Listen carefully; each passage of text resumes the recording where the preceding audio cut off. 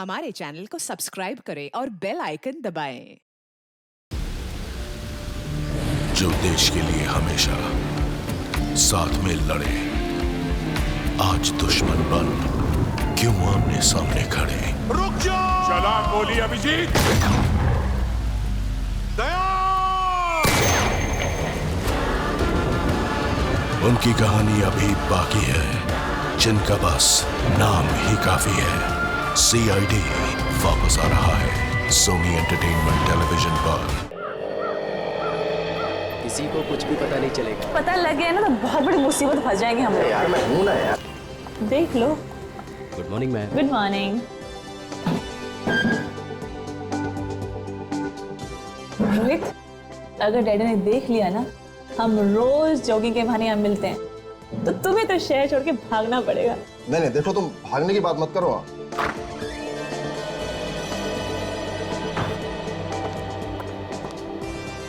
तो पानी वाली दिया सर, आपने ही तो कहा था जब तक मांगे ना पानी मत देना, और देना तो मिनरल वाटर। जाके पानी दो।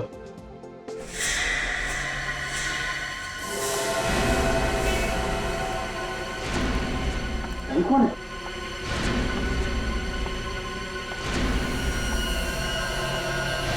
अरे क्या हुआ तुम्हें?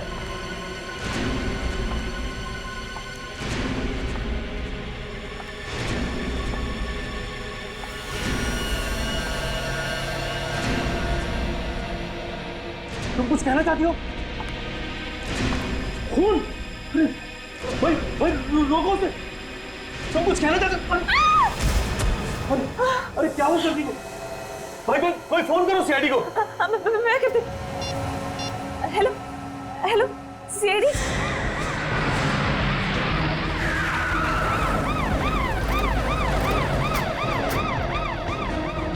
हटिए, चलो हटो हटो हटिए। आप लोग भी आइए बात प्लीज। आइए। हटिए चलो।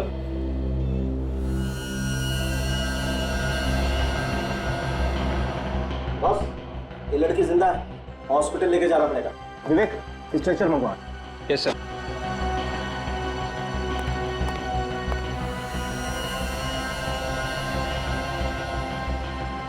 कौन है ये पता नहीं चल रहा है। अच्छा ये बताइए कि आप इस लड़की को जानते हैं? नहीं सर, हमने इसे पहले कभी नहीं देखा। इस लड़की को किसी ने मारने की कोशिश की है। सर हम लोग तो अंदर ही थे सर, जो भी हुआ भारी हुआ, और ये बाहर से अंदर सर इसी हालत में आई थी। सर क्या कोई नुकीला हथियार घुसा है सर में? हाँ फ्रेडी, और ये हथियार बहुत अंदर तक घुसा हुआ है। सर इसे बाहर नहीं निकाल सकते क्या? नहीं, यहाँ पर नहीं निकाल सकते। देखो काफी खून बह गया है, इस हथियार को ऑपरेशन के बाद ही निकाल सकते हैं। इसे हॉस्पिटल लेके जाना पड़ेगा। चलिए चलिए, जल्दी जल्दी चलो जल्दी करो। चल संभल के लिए आओ। संभल के।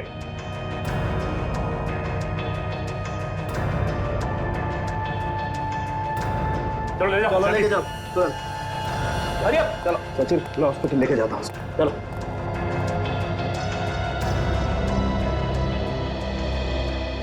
आप लोग प्लीज आगे आइए, प्लीज।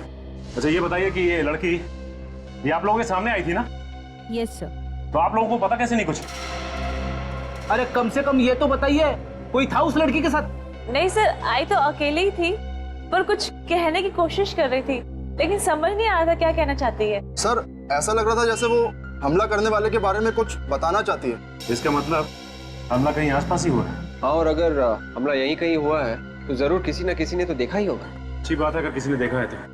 एक काम करते हैं, सड़क पे यहाँ आसपास पूछताछ करते हैं। एक काम करते हैं, बाजू वाली दुकान खुली है, इससे पूछते हैं। भाई साहब जरा यहाँ आइए। कहिए। अच्छा ये बताइए कि यहाँ पे कुछ लोगों को एक लड़की पे हमला करते हुए देखा क्या? उसको मारने की कोशिश की किसी ने? लड़की पे हमला? नहीं, मैंने तो ऐसा कुछ नहीं देखा। मैं तो अभी अभी आया हूँ, अभी अभी दुकान खुली है। आप बाजू वाले से पूछिए, वो जल्दी आता है, शायद उसने देखा हो। ठीक है, थैंक यू।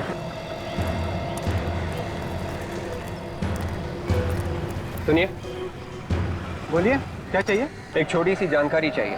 पूछिए। अच्छा ये बताइए कि यहाँ पे आसपास आपने कुछ लोगों को एक लड़की पे हमला करते हुए देखा क्या? उसकी जान लेने की कोशिश की है किसी ने? नहीं तो मैंने तो नहीं देखा। देखिए, उस लड़की पे हमला यहीं कहीं हुआ। यहीं पर हुआ है? तो मैंने कैसे नहीं देखा? वही तो हम पूछ रहे हैं, देखा कैसे नहीं? शायद सुबह आने से पहले हुआ हो, क्योंकि जब मैं आया था तब कोई शोर शराबा भी नहीं था। ठीक है, थैंक्स। बड़ी अजीब बात है, लड़की पे हमला हुआ और किसी ने देखा तक नहीं। पहले भी ऐसा हो चुका है। बिल्कुल ऐसे ही वार किया गया था सिर पे।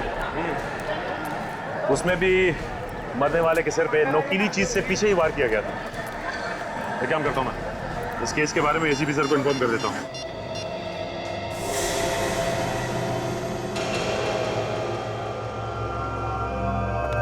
सब 5 केसेस की फाइल्स आ गई जैसे आपने मंगाई थी। तो फिर देखो क्या हर एक केस में उसी तरह का हथियार इस्तेमाल हुआ है जैसे उस लड़की के सिर में लगा है। देखो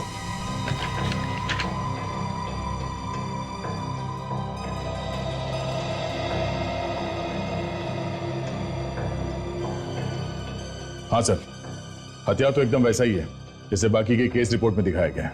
और सर पोस्टमार्टम की रिपोर्ट में लिखा है कि इन 5 के खून एक ही तरीके से किए गए हैं। और एक बात नोटिस की तुमने इन 5 केसेस में, ये 5 के 5 खून 3 साल में हुए, मगर हर खून के बीच में 6 महीने का समय बीता है। और सर रिपोर्ट्स में ये भी लिखा है कि 5 की लाशें मठ के किसी दलदल में पड़ी मिली। क्योंकि खूनी जानता है कि दलदल की जैसे कोई अच्छी जगह हो ही नहीं सकती अगर लाश को ठिकाने लगाना है तो। हाँ सर, मगर ये खूनी इस वक्त हो कहाँ सकता है? क्या पता विवेक, लेकिन है तो बड़ा चालाक, इसलिए उसने अपने पीछे कोई सबूत नहीं छोड़ा है। और जैसे उसे पता चला कि सीआईडी उसके पीछे पड़ी है, गायब हो गया। ऐसा लगता है वही खूनी फिर से आ गया शहर में। वही पता लगाना है दया कि क्या ये वही खूनी है या फिर कोई और है जो इसी तरह का हथियार इस्तेमाल कर रहा है खून करने में। तो जितने लोग मरे हैं, ये हरीश, सुरेश, रमन, दानिश और मदन, उन 5 की उम्र 25 और 30 साल के बीच में ही थी सर। तुम कहना चाहते हो कि खूनी सिर्फ जवान लोगों को अपना निशाना बना रहा है? हाँ सर, ये बात और एक बात सर। वो क्या? सर सीरियल किलर ने इन 5 का खून किया, 5 के 5 लड़के थे, लेकिन इस बार उसने एक लड़की को अपना शिकार क्यों बनाया? ये बात तो है, एक बार ये लड़की ठीक हो जाए ना तो सारे सवालों का जवाब मिल जाएगा।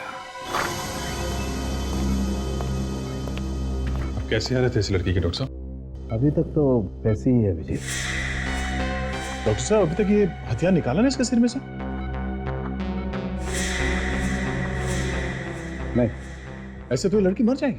नहीं दया, बल्कि जब तक ये हथियार इस लड़की के सर में है तब तक ये लड़की जिंदा तो है। अगर ये हथियार बाहर निकाल दिया तो बहुत कुछ भी हो सकता है। मतलब मौत? हाँ, बड़ा अजीब चक्कर है, हथियार अंदर है तो भी प्रॉब्लम है और निकाला तो मौत। देखो मैं बताता हूँ, ये देखो, ये हथियार इस लड़की की खोपड़ी में घुस गया और अगर इस हथियार का ये नुकीला वाला हिस्सा अगर इस लड़की की खोपड़ी में दिमाग तक घुस जाता तो बहुत इस लड़की का बचना मुश्किल था। और डॉक्टर साहब कोई और रास्ता तो होगा इस लड़की को बचाने का? नहीं दे, कोई तरीका नहीं, क्योंकि अगर हमने इस हथियार को जरा सा भी छेड़ा तो बॉस हो सकता है इस लड़की के दिमाग की नसों को नुकसान पहुंच जाए। फिर हो सकता है इस लड़की को पैरालिसिस हो जाए, हो सकता है इसको दिखाई देना बंद हो जाए, इसका बोलना बंद हो जाए, कुछ भी। इसका जिंदा बचना बहुत जरूरी है हमारे लिए डॉक्टर साहब। किसी तरीके से अगर इसे होश आ जाए और ये कुछ बता दे, क्योंकि खूनी को तो इसने देखा ही होगा ना। हाँ वो तो ठीक है अभिजीत, लेकिन पहले तो ये देखना पड़ेगा कि इस लड़की को कुछ याद भी रहता है कि नहीं। डॉक्टर साहब ऐसे बैठे रहने से काम नहीं चलेगा, कोई ना कोई रास्ता तो निकालना ही पड़ेगा। हाँ वो सर, लेकिन कोई भी रिस्क लेने से पहले हमें इसके घर वालों से परमिशन लेनी पड़ेगी, प्लीज। डॉक्टर साहब पहले पता तो चले कि इसके घर वाले हैं कौन, तब परमिशन लेंगे ना।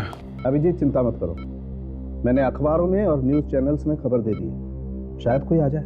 ये क्या कर दिया डॉक्टर साहब आपने? क्यों? अरे इश्तिहार पढ़ के खूनी यहाँ दोबारा आ गया और इस पे हमला किया तो क्या करेंगे? और सर एक बात मैं आपको बता दूं, अगर इस खूनी ने इस पे फिर से हमला किया तो ये बेचारी तो चिल्ला भी नहीं पाएगी। इसके सिक्योरिटी का भी इंतजाम हो जाएगा। क्या कर दिया डॉक्टर साहब? अब इसके पहले कि खूनी इस तक पहुंचे, हमें खूनी तक पहुंचना होगा किसी भी तरीके से। चिंता मत करो अभिजीत, एक उपाय है मेरे पास। अभिजीत, अगर हमारी याददाश्त चली भी जाती है तो भी कुछ चीजों की छाप हमेशा के लिए उसके दिमाग में रह जाती है, जैसे कि आखिरी वक्त में उसने क्या किया, वो किन किन लोगों से मिला, उसके साथ क्या हुआ, वो कोई भी चीज या वो कोई भी घटना अगर दोबारा से उसके सामने लाएं तो उसके दिमाग में एक हलचल मच जाती। इसके चेहरे के हाव भाव से हम पता लगा सकते हैं कि इसने आखिरी बार क्या देखा था। हाँ विजय, इस प्रोजेक्टर पे हम इसे कुछ चीजें, कुछ लोग, कुछ जगह, कुछ घटनाएं दिखाएंगे, फिर देखेंगे इस पर क्या रिएक्शन। ठीक है डॉक्टर साहब।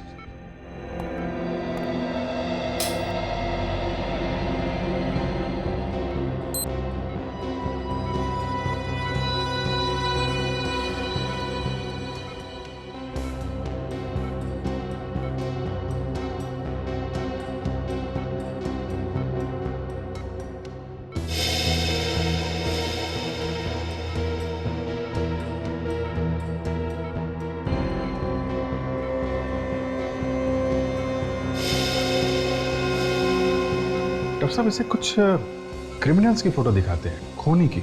शायद उसे देख के कुछ हलचल हो। हाँ।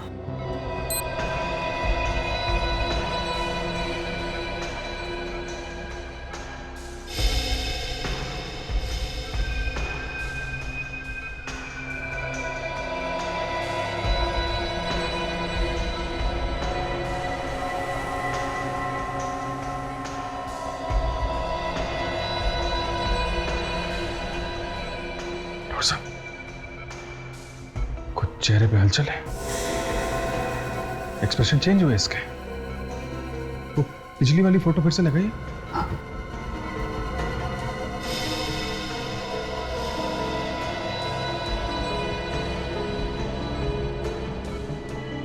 इस फोटो को देख के तो कोई एक्सप्रेशन चेंज नहीं हुआ।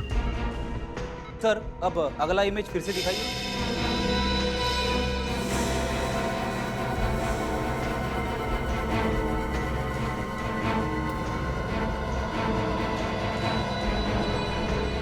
रिएक्ट कर रही है, ये चक्कर क्या है? मैं समझ गया विजय। देखो, इस लड़की ने उस बिल्डिंग पर रिएक्ट किया जहां पर सूरज की रोशनी सीधी बिल्डिंग पे पड़ती है। इसका मतलब साफ है, इस पर हमला ऐसी बिल्डिंग के आसपास किया गया है जहां पर ये सूरज की रोशनी सीधी पड़ती है और रिफ्लेक्ट होकर आती है। मगर सर ये बिल्डिंग तो यहाँ की नहीं लग रही है। कोई बात नहीं फ्रेडी, इससे मिलती जुलती कोई दूसरी बिल्डिंग होगी। इस लड़की पे हमला सुबह हुआ है कॉफी शॉप में, तो हमें पता लगाना पड़ेगा कि उस वक्त आसपास ऐसी कौन सी बिल्डिंग है जिस पर सूरज की रोशनी पड़ती है। वहीं से कुछ पता चलेगा।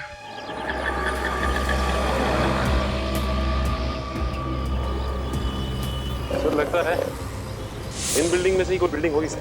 हाँ लगता तो ऐसे ही। चलो चेक करते हैं बॉस, इससे पहले कि टाइम निकल जाए चेक कर लेते हैं।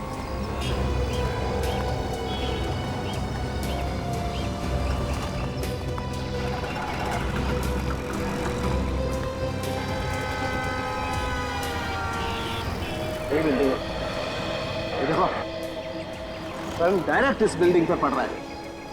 सर ये तो बिल्कुल वैसी बिल्डिंग है जैसे प्रोजेक्टर से देखी थी हमने। बिल्कुल बिल्कुल फ्रेडी, तुम ठीक कह रहे हो, ऐसी ही बिल्डिंग है। इसका मतलब इस बिल्डिंग के आसपास ही कुछ ना कुछ हुआ है उस लड़की को। सर अगर इसके आसपास ही कुछ हुआ है तो हमें यहाँ कुछ ना कुछ मिलना चाहिए। बिल्कुल मिलना चाहिए। चलो चेक करते हैं। एक मिनट सचिन, ये कुछ खून जैसा है। यस बॉस, ये तो खून ही है। चल के देखते हैं सर। सचिन ये देखो खून के निशान इस तरफ। सर उनके साथ देखते ही ये खून के निशान कहाँ तक जाते हैं।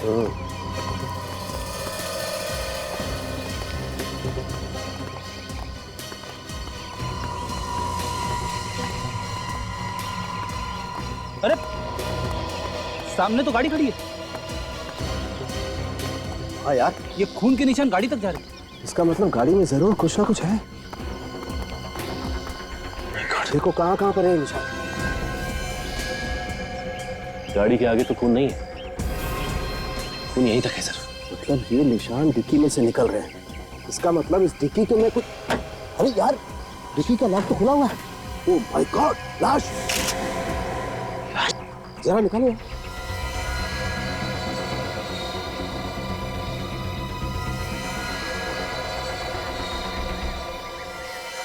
खून निकल कहां से रहा है इसके?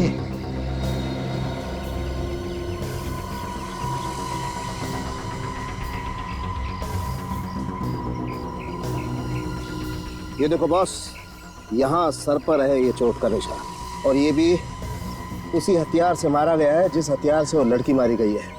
नुकीला हथियार, घाव काफी गहरा है बॉस। काजल देखो, इसके पास से कुछ आईडी वाईडी मिलता है क्या?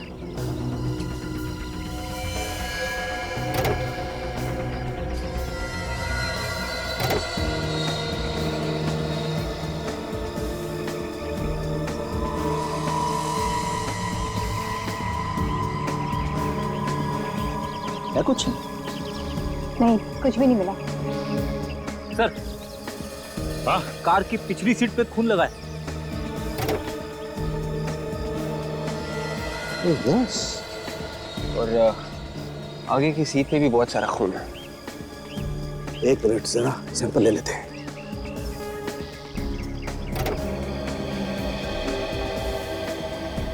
गाड़ी में तो चारों तरफ खून ही खून है। इसका मतलब यह है कि इस लड़की पे हमला इस गाड़ी के अंदर ही हुआ है।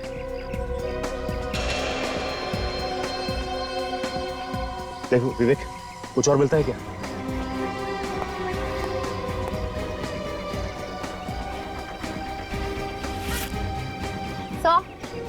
एक पर्स भी मिला है। क्या? एक लाइसेंस मिला है, निशा के नाम पे है। तो कहीं ये वही लड़की तो नहीं जो हॉस्पिटल में है?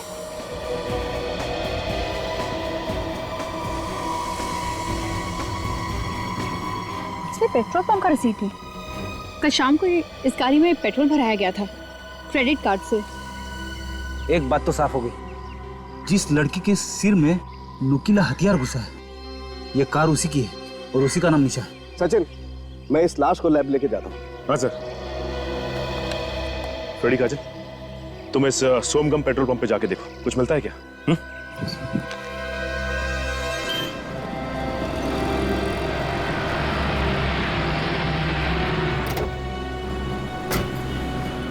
अरे सुनो,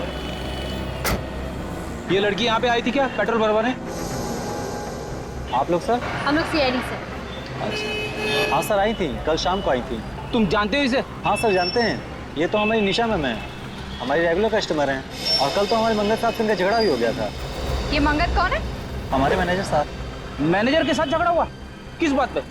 तो ये तो पता नहीं साहब किस बात पे, लेकिन हाँ बात बहुत बढ़ गई थी साहब। अच्छा, बुलाओ जरा तुम्हारे इस मंगत को। सर वो तो आज आए नहीं। क्यों, कहाँ गए? सर झगड़े के बाद जब निशा मैडम यहाँ से गई तो वो भी पीछे पीछे चले गए, और उसके बाद अभी तक नहीं आए वो। सर मुझे तो लगता है ये मंगत ही है जिसने निशा पे हमला किया। नहीं नहीं मैम, ऐसा क्यों करेंगे वो? मंगत साहब और निशा मैम तो आपस में दोस्त हैं। निशा और मंगत दोस्त है? हाँ सर, उस दिन जब मैम यहाँ से गई तो पीछे पीछे सर भी गए, तो हमने सोचा वो मनाने गए होंगे, लेकिन जाते जाते निशा मैम बोल रही थी कि तुम मुझे ऐसे नहीं छोड़ सकते। तो हमें इस मंगत से मिलना होगा। इस मंगत का एड्रेस दो। आराम नगर में रहते हैं सर, 2/26 में।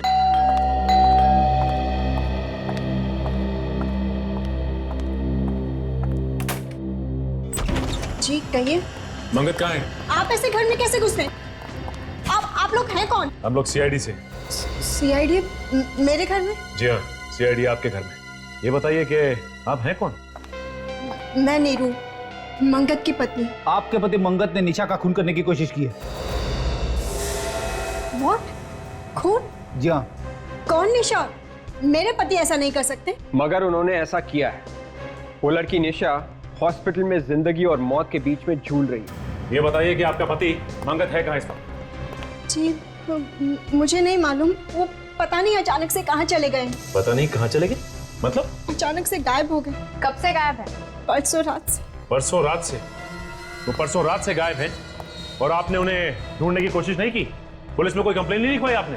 देखिए, परसों रात को जब मैं ऑफिस से घर आई तो मैंने देखा वो घर पर नहीं। मैंने उन्हें फोन किया पर उनका फोन बंद आ रहा था। मैंने सोचा किसी जरूरी काम से शहर से बाहर गए होंगे, वापस आ जाएंगे। विवेक, रेडी? घर की अच्छी तरह से तलाशी। देखो ये मंगत कहाँ छिपा बैठा है। वैसे कितने बजे आई थी आप ऑफिस से? जी करीबन रात को 12 बजे। अच्छा ये बताइए कि आप काम क्या करती हैं? जी टीपीएस कॉल सेंटर में काम करती हूँ। सर यहाँ पे आइए। क्या हुआ? ये देखो खून। खून? एक मिनट, हटा के देखना और खून है क्या?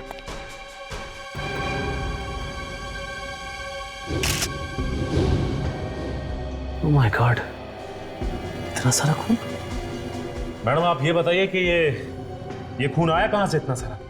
पता नहीं ये खून कहाँ से आया। कमाल है, हम आपसे पूछ रहे हैं और आप हमसे पूछ रही है। सच में मुझे नहीं पता ये खून कहाँ से आया। मैं जब घर में आई तो यहाँ पर खून नहीं था।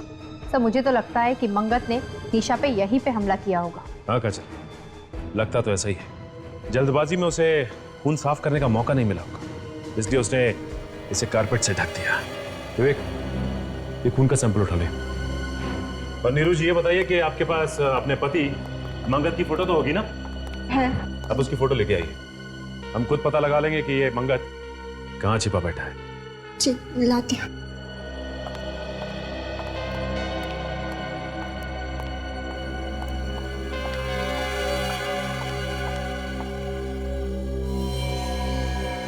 इस मंगत की फोटो को हर पुलिस स्टेशन, हर अखबार और हर न्यूज चैनल में दे दें। कोई ना कोई तो हमें इसके बारे में जरूर बताएगा। पर मैडम आपको अगर कुछ पता चले हमें जरूर बताइएगा। सचिन, इस आदमी के सर में भी ठीक वैसा ही घाव है जैसा हमें पुरानी लाशों में मिला था। 2 इंच चौड़ा और 3 इंच गहरा। मतलब सर हम ये कह सकते हैं कि निशा के सिर में जो हथियार घुसा हुआ है उसी हथियार से बाकी के भी खून किए गए और इस आदमी को भी उसी हथियार से मारा गया। हाँ सच में, खूनी ने पहले इसे मारा और उसके बाद उसने निशा को मारने की कोशिश की। अच्छा, जो कार में से खून मिला था उससे कुछ पता चला क्या? कार में से जो हमें खून मिला है वो एक का नहीं 2 लोगों का है। 2 लोगों का खून? जी 2 लोगों का। अच्छा, उसमें निशा का भी खून है या नहीं? निशा का तो खून है ही और साथ में इस आदमी का भी खून है जो यहाँ मरा पड़ा है। मतलब इस आदमी का भी खून मिला है? उस खून के बारे में कुछ पता चला जो हमें मंगत के घर से मिला था? वो खून भी इन दोनों लोगों का है, निशा का और इस आदमी का। मतलब साफ है, मंगत के घर में ये आदमी और निशा दोनों मौजूद थे। सर एक बात समझ में नहीं आई कि मंगत ने इस आदमी को अपने ही घर में क्यों मारा? कहीं और भी तो मार सकता था। और तो और उसने निशा को भी अपने ही घर में मारने की कोशिश की। सर, निशा के ड्राइविंग लाइसेंस पे जो एड्रेस लिखा था वहां पे मैं गया था। निशा के साथ एक लड़की रहती है, उसकी रूममेट दिव्या, वही बताएगी इस आदमी के बारे में। वो लड़की है कहाँ पे? वो सिटी लाइफ हॉस्पिटल में आने वाली है निशा से मिलने। इस लड़की से पूछना पड़ेगा ये आदमी है कौन। क्या इतने दिनों के बाद एक काम करने के लिए दिया और तुमने अभी तक किया ही नहीं? तुम तो दिन रात ऐसे ही लोगों के बीच में रहते हो ना। फिर देख, एक बात सुन ले, मुझे मालूम है अभी भी तुम चोरी करते हो और पॉकेट भी मारते हो। नहीं नहीं, तू मेरी बात सुन, मुझे सब कुछ मालूम है और कैसे भी करके इस आदमी के बारे में मुझे खबर लाके, कहाँ छुपा है, किसने छुपाया है, सब कुछ फिर से अपनी चोर कंपनी से पूछ और जल्दी से जल्दी बता। तेरा रोना सुनने के लिए मैंने फोन नहीं किया, समझा? सर, जिस चोर से उम्मीद थी उसने भी हाथ खड़े कर दिए। इसका एक ही मतलब है विवेक, ये मंगत किसी की मदद नहीं ले रहा है छुपने के लिए, छुपने का इंतजाम खुद कर रहा है। किसी खबरी तक को मालूम नहीं इसके बारे में। मैंने हर पुलिस स्टेशन में मंगत की फोटो दे रखी है सर। उन्होंने भी बोल दिया, bus station, railway station, hotels, जो भी कोई जगह हो जहाँ पे वो छुप सकता है, मैंने सब जगह खबर पहुंचा दी। हाँ लेकिन विवेक 24 घंटे हो गए, 24 घंटे, और अब तक खबर कैसे नहीं मिली? फिर सब लोग बार बार फोन कर रहे होंगे। सर 5 मरने वालों के रिश्तेदार और घर वाले हैं। आइए आइए। सर क्या खूनी पकड़ा गया? जी नहीं, खूनी पकड़ा नहीं गया। हमें आपकी मदद चाहिए उसे पकड़ने के लिए। मेरा तो इकलौता बेटा था सर, मेरे घर का चिराग ही बुझा दिया उसने। पर अब जैसा कहेंगे हम करेंगे। ठीक है, इसे देखिए। क्या आप लोगों ने इसे कभी देखा है? पहचानते हो आप इसे? नहीं सर, हम नहीं जानते। कौन है ये सर? हमें लगता है इसी ने खून किया है आपके रिश्तेदारों का। हमने तो इसे कभी नहीं देखा है सर। पहले कभी नहीं देखा? नहीं सर। अच्छा एक बात बताओ, क्या आप लोग एक दूसरे को जानते हैं? आप लोगों का कोई रिश्ता संबंध है? हम लोग आज पहली बार मिले हैं। चलो ठीक है, कोई बात नहीं, मगर हाँ अगर जरूरत पड़े तो हम आपको बुला लेंगे। जाइए। बड़ी अजीब बात है, ये लोग एक दूसरे को जानते तक नहीं, ना कोई रिश्ता संबंध है, ना इन लोगों ने मंगत को भी देखा है, फिर भी इनके रिश्तेदारों का ही खून क्यों हुआ? और हो सकता है खूनी ने खून करने के बाद अपना नाम और हुलिया वगैरह बदल दिया हो सकता है। एक बात पर गौर किया तुम लोगों ने इस केस में? वो कैसा? आओ दिखाओ। जो 5 लाशें हमें मर के दलदल में मिली है, वो पांचों के 5 लोग शहर में अलग अलग जगहों पर रहते थे। दहीसर, विरार, बोरीवली, मलाड, गोरेगांव, और ये पांचों के 5 लोगों की लाश मिली हमें यहां पर मर के दलदल में। और वो जो 6ठी लाश है जो हमें निशा के गाड़ी के डिक्की में से मिली, वो मिली शहर के बिल्कुल दूसरे कोने में, सायन। सर कहीं ऐसा तो नहीं कि जब खूनी लाश को ले जा रहा था तो अचानक निशा को होश आ गया, वो चिल्लाने लगी और खूनी डर के मारे कार को वहीं छोड़कर भाग गया हो? नहीं काजल, मुझे नहीं लगता। मुझे तो लगता कि जो लाश हमें निशा के गाड़ी में से मिली उसका खूनी कोई और ही है। ये खूनी एक तरफ और इन 5 लोगों का खून करने वाला दूसरी तरफ। वो कैसे सर? वो ऐसे विवेक कि अगर ये 5 खून करने वाले खूनी ने ये 6ठा खून भी किया होता तो वो जो लाश हमें निशा के गाड़ी में शहर के दूसरे कोने में मिली है, वो लाश वहां पर नहीं होती बल्कि वहां मर के दलदल में फेंक देता। मगर ऐसा नहीं हुआ। इस मंगत के बीवी से जाकर फिर से मिलना होगा। निशा की गाड़ी की डिक्की में जो लाश मिली थी उसकी फोटो दिखाते हैं। हाँ, देखते क्या रिस्पॉन्स रहती है।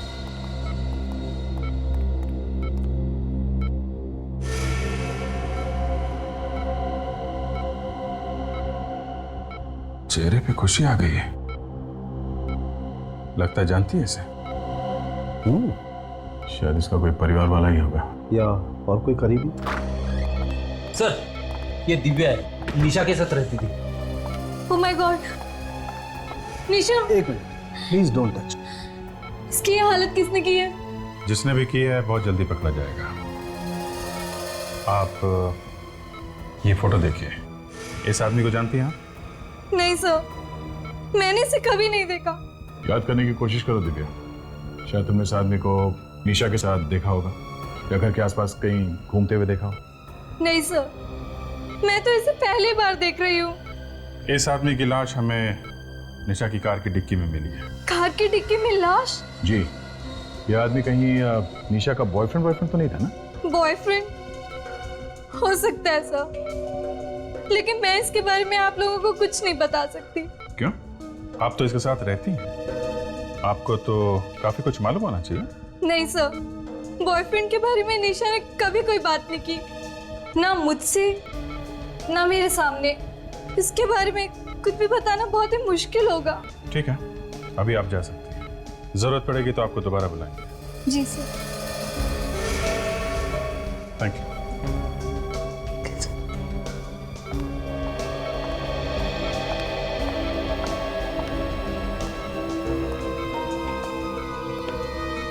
लगता है ये लड़की कुछ छुपा रही है।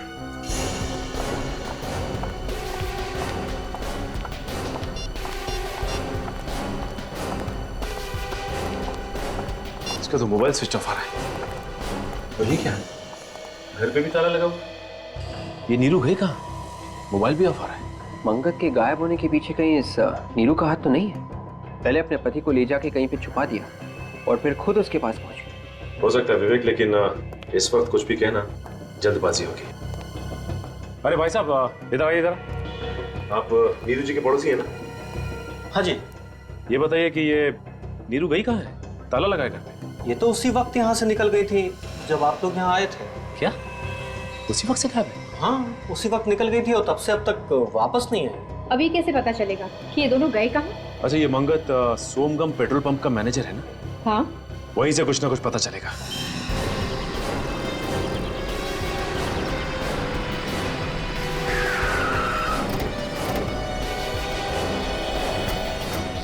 क्या हुआ है यहाँ पे?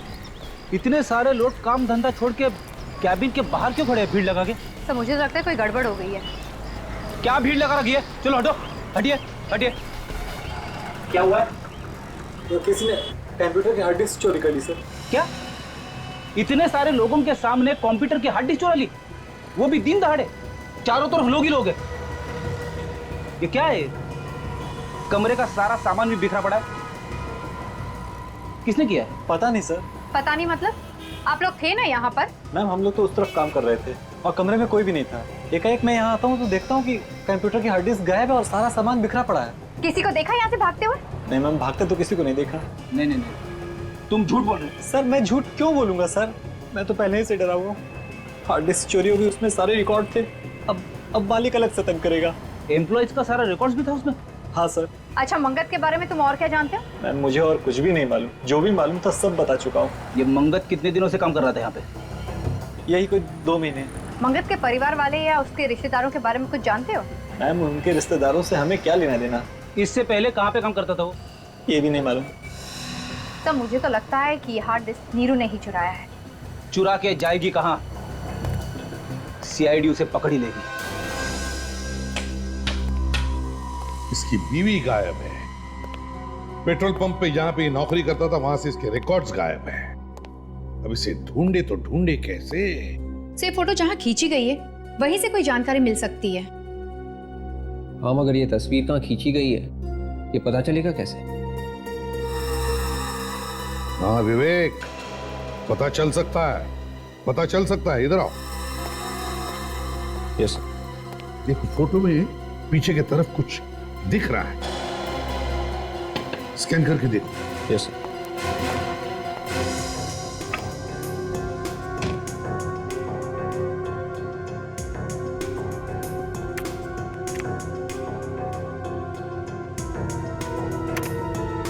सर, ये देखो विवेक, इस आदमी के पीछे देखो, है ना, एक लाइट रखी गई है, वैसी लाइट जैसे एक फोटो स्टूडियो में रखी होती है फोटो खींचते वक्त। हाँ सर। लगता है ये फोटो किसी फोटो स्टूडियो में खींचा गया है। लगता तो वही है। और जरा जूम करो इसमें।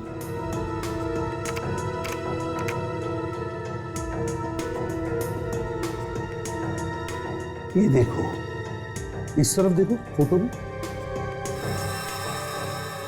खिड़की जैसी है। सर खिड़की के बाहर कुछ दिख रहा है लेकिन साफ साफ नहीं दिख रहा। हाँ, साफ दिख नहीं रहा है, उसे शार्प करो जरा, शार्प करो। Yes sir.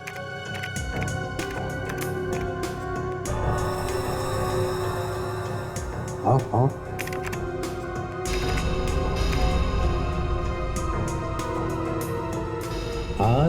RASM, ये क्या है? आई सर, आई। रश्मि थिएटर। से रश्मि थिएटर तो सिकंदरपुर एरिया में है। सिकंदरपुर एरिया? रास्ते के दोनों तरफ ध्यान रखो, देखो यहीं कहीं होना चाहिए।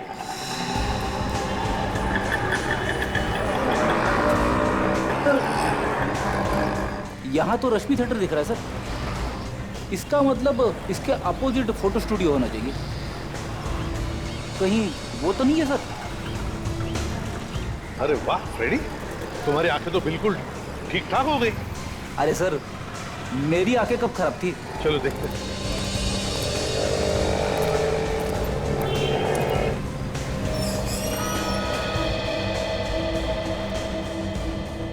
यही वो स्टूडियो है। हाँ सर, ये वही स्टूडियो है जिसे आप ढूंढ रहे हैं। हमारे किसी कस्टमर ने भेजा हुआ आपको। जी नहीं। इसे पहचानते हो आप? मेरे ख्याल से ये फोटो यहीं पे आप ही के स्टूडियो में खींची गई है। हाँ सर, ये फोटो मैंने खींची थी ऊपर वाले माले पर। ये मेरे चाचा का लड़का रोहित है। क्या कहा इसका नाम? रोहित? ये रोहित कैसे हो सकता है? ये तो मंगत है। अरे सर, भाई मेरा है सर, मैं नहीं पहचानूंगा सर। सर हुआ क्या है ये तो बताइए। हम लोग सीआईडी से हैं। 2 खून किए हैं आपके इस भाई ने, समझे? 2 खून? हाँ, 2 खून चाहिए हमें वो। सर ये तो आपको नहीं मिल पाएगा सर। बकवास बंद करो और बताओ कहाँ पर है ये। सर ये तो 2 साल पहले मर चुका है। ये 2 साल पहले मर चुका है? हाँ सर। तो फिर नीरू ने इसे मंगत बताकर हमें ये फोटो क्यों दिया? नीरू भाभी ने आपको फोटो दिया ये? क्या नीरू आपकी भाभी है? हाँ सर, वो मेरी भाभी है। और मंगत ये है सर। ये मंगत है? हाँ सर। सर ये तो वही आदमी है जिसकी लाश हमें निशा की गाड़ी के डिक्की में से मिली थी। वही तो। नीरू ने हमसे झूठ क्यों बोला? नीरू ने हमसे झूठ क्यों बोला? कहीं नीरू का कोई संबंध तो नहीं दोनों खून में? एक बात बताओ, इन दोनों पति पत्नी के बीच में, मेरा मतलब है मंगत और नीरू के बीच में संबंध कैसे थे? सर रोज तीसरे दिन लड़ाइयाँ होती थी आपस में। अब भी कुछ दिन पहले गया था, किसी लड़की के चक्कर में तलाक वलाक की बातें हो रही थी। किसी लड़की के चक्कर में? सर कहीं वो लड़की निशा ही तो नहीं है? वो पेट्रोल पंप वाला भी ऐसा ही कुछ बता रहा था ना? बिल्कुल सही है, बिल्कुल सही। अब सब कुछ समझ में आ रहा है। पेट्रोल पंप से निकलने के बाद मंगत जब निशा को मनाने के लिए अपने घर ले गया, वहां पर नीरू ने उन दोनों को देख लिया और गुस्से में आकर उसने उन दोनों का खून कर दिया। फिर इन दोनों की लाश ठिकाने लगाने के लिए उसने गाड़ी में लाशें रखी और वो निकल पड़ी। बीच रास्ते में निशा को होश आ गया, वो चिल्लाने लगी। जैसे वो चिल्लाने लगी, नीरू डर गई और गाड़ी छोड़कर वहां से भाग गई। अब निशा जिंदा है ये नीरू को पता है और इसीलिए वो निशा का खून करने की कोशिश करेगी। एक काम करो, ये 5 लोग जो मरे हैं इनके रिश्तेदारों से जाकर मिलो और उन्हें नीरू और निशा के फोटोग्राफ दिखाओ और पूछो क्या उनमें से कोई भी इन दोनों को जानता है क्या?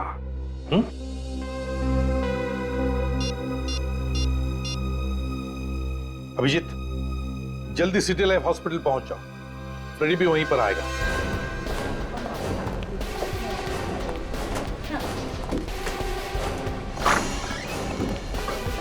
अरे क्या हुआ अभिजीत, अचानक हॉस्पिटल में? यहाँ की खबर तो मैंने दी थी ना तुम्हें। डॉक्टर साहब, जितने भी खून हो रहे हैं उन सबके पीछे नीरू का हाथ है। उसी ने इसके ऊपर हमला किया था और फिर से हमला करने की कोशिश करेगी वो। अरे लेकिन यहाँ इतनी सिक्योरिटी है, वो आ कैसे सकती है? कुछ भी हो सकता है डॉक्टर साहब, होशियार तो रहना ही पड़ेगा। हेलो, सीनियर इंस्पेक्टर अभिजीत है। सर, मेरी बात ध्यान से सुनिए। इस हॉस्पिटल में किसी ने बॉम्ब रखा है। व्हाट? आप कौन बोल रही हैं? सर, उससे आपको क्या लेना देना है? पहले आप उस मासूम जिंदगी को बचाओ। हेलो, आप बोल कौन रही है बताइए। हेलो हेलो, क्या हुआ क्या? डॉक्टर साहब, एक लड़की का फोन था, उसने बोला है कि इस हॉस्पिटल में उसने एक बॉम्ब रख दिया है। हाँ, इसके पहले लोगों को पता चले और यहाँ पे पैनिक हो, हमें उसे ढूंढना पड़ेगा। बिल्कुल। अजय, तुम यहीं रखो और इसका ध्यान रखना।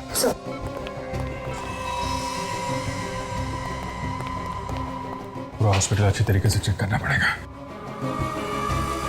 बम स्क्वाड को फोन करो। सर, कहीं उनके आने से पहले बम फट गया तो? क्या मतलब, भागना चाहते हो? नहीं, भागना है तो अभी निकल जाओ, निकलो यहाँ से। सर, मैं अपनी जान देने के लिए तैयार हूँ सर। ठीक है, ढूंढो। तब तक मैं चेक करता हूँ ये नंबर कहाँ से आता।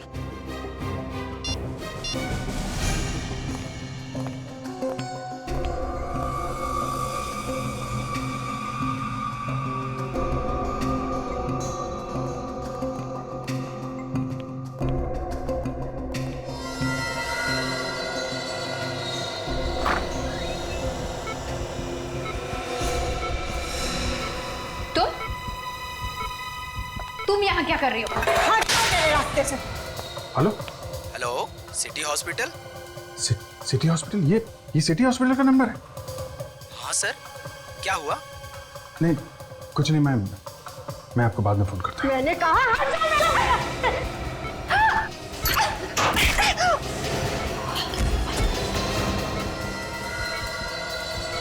इसका मतलब नीरू यहीं पे है। क्या हुआ?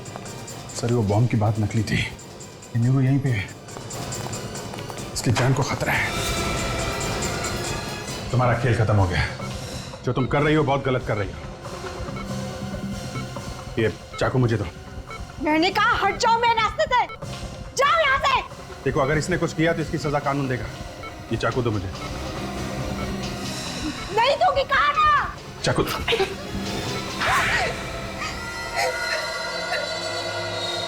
बताओ, क्या वजह थी जो तुम निशा को मारना चाहती थी? इसने मुझसे मेरा पति छीन लिया था।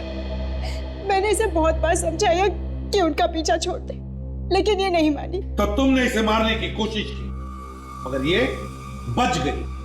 मैंने इसे इसलिए मारने की कोशिश नहीं की, मैंने अपने पति को धमकी दी थी कि उसे हम दोनों में से किसी एक को चुनना हो, और वो मेरे साथ रहना चाहते थे। फिर उस रात जब मैं ऑफिस से घर वापस लौट रही थी तो मैंने देखा कि निशा ने मेरे पति मंगत का खून कर दिया था और ये उनकी लाश कार में डालकर ले जा रही थी और इसके हाथ में वो नुकीला हथियार भी था। अपने पति को मरा हुआ देख के तुमसे रहा नहीं गया और फिर उसी नुकीले हथियार से तुमने निशा को खून करने की कोशिश की। हाँ। निशा पर हमला करने के बाद मैं डर गई थी। मुझे समझ में नहीं आ रहा था कि मैंने ये सब क्यों किया। फिर क्या किया तुमने? मैं दोनों को उसी कार में डालकर ले जा रही थी कहीं दूर फेंकने के लिए, लेकिन रास्ते में निशा उठ गई और मुझे लगा कि ये चिल्ला देगी और मैं पकड़ी जाऊंगी, इसलिए मैंने गाड़ी वहीं छोड़ दी और मैं भाग गई। तो मंगत का खून निशा ने इसलिए किया क्योंकि मंगत इसे छोड़ने वाला था, है ना? हाँ। सर आपने जिस कनेक्शन के बारे में पता करने के लिए कहा था, निशा और उन मरे हुए 5 लोगों के बीच कनेक्शन मिला?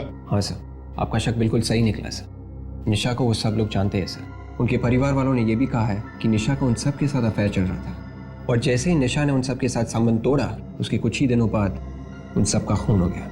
तो निशा ही वो सीरियल किलर है जिसकी हमें तलाश थी। 6 खून किए इस निशा ने। मगर नीरू, तुम माना कि निशा ने तुम्हारे पति का खून किया, लेकिन इसका मतलब यह नहीं कि तुम कानून को अपने हाथ में लो। पुलिस की मदद ले सकती थी तुम, लेकिन तुमने नहीं ली। अब इस गुनाह की सजा भी मिलेगी तुम्हें, शायद जिंदगी भर jail. For more updates, subscribe to our channel, click the show links and enjoy watching the videos.